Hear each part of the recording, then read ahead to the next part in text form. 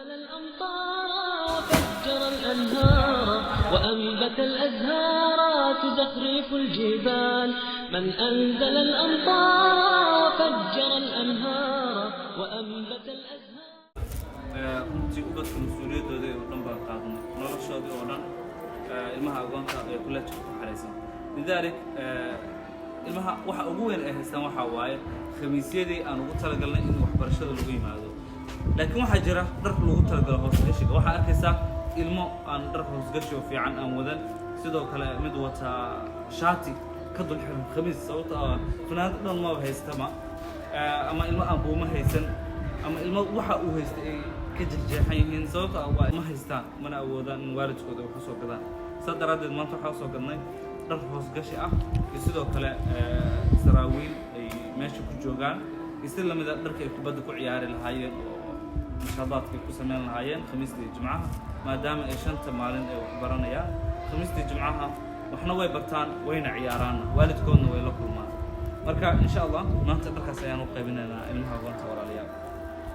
علم العصفور في الجو أن يطير ومنجل الغدير ودفاق الشلال. من علم العصفور في الجو أن يطير ومنجل الغدير ودفاق الشلال.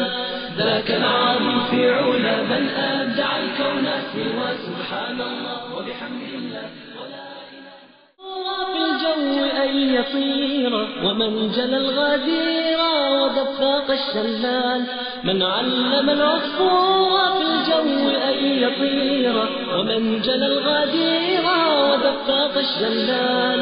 ذاك العظيم في علا من أبدع الكون سوى سبحان الله وبحمد الله. الحمد لله runtii caqabado badan ayaan arkaynay mid kastana waxaan ku dadaalayna inaan xalino waa dareemi kartaa culays intaas ilmo meel isku keenay oo noloshoodii oo dhan haddii ahaato dhankii jaanibkii nadaafadda haddii ahaato cuntadii saddexda waqti iyo waqtiyada dhexe oo break timekii hadday noqoto korontadii iyo biyihii iyo yacni siday u noolaan lahaayeen iyo jiifkoodii alxamdulilah walaalayaal midda ugu muhiimsan ayaa ah ilmaha inay u baahan yihiin kafaalaqaad waxbarasho kafaalaqaadka wuxuu noqon karaa $5 aad bil kasta bixisid ama $10 ama $20 ama full iyadoo ah oo ilmaha noloshiisa oo dhan ah waxbarasho iyo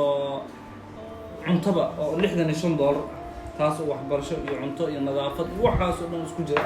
bishii in $65 ay tahay haddii uu qofka awoodo in ilmaha noloshiisa dhan kafaalaqaad inuu bixin karo $10 waxbarasho ah bishii ama $45 ama $30 ama $5 xataa bishii sababtoo ah haddii maanta aan helno 100 qof oo mishan $5 kafaala qaada $500 ay noqonaysaa ilmahan wax weyn ay noqonaysaa walaalayaal marka Allah subhanahu wa ta'ala idin kara noqdo ubadka agoonta waxa rabaa walaalayaal kafaala qaad adi hadaa awood bishii $5 ama $10 ama wax ka badan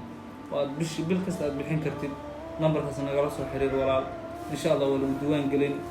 si wada jira ayaan ubadkeena ku bareynaa ubadka ubad Soomaaliyeed waa ubadka aan bari ka rajayn lahayn in mustaqbalka wadanka wax ka bedelaan walaalayaal Allah subhanahu wa ta'ala dikra noqdo nabigana sallallahu alayhi wasallam wuxuu dhahay ana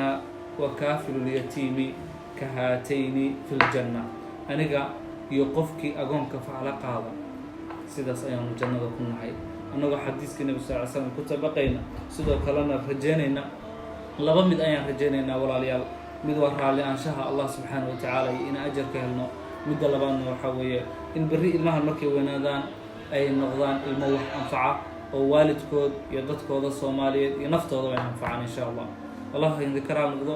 idinka taageerihiina ayaan hawshan aan ku qabanay